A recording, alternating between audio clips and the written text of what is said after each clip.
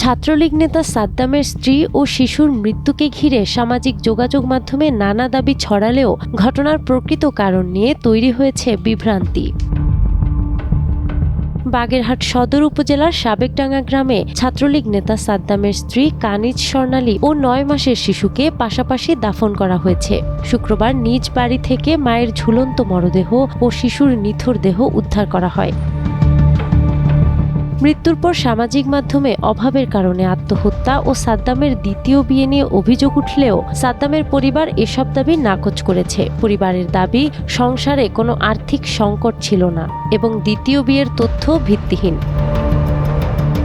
অন্যদিকে নিহতের পরিবার আত্মহত্যার বিষয়টি মানতে নারাজ। শিশুর মৃত্যুর কারণ জানতে অজ্ঞাতনামা আসামি করে হত্যা মামলা করেছেন স্বর্ণালীর বাবা।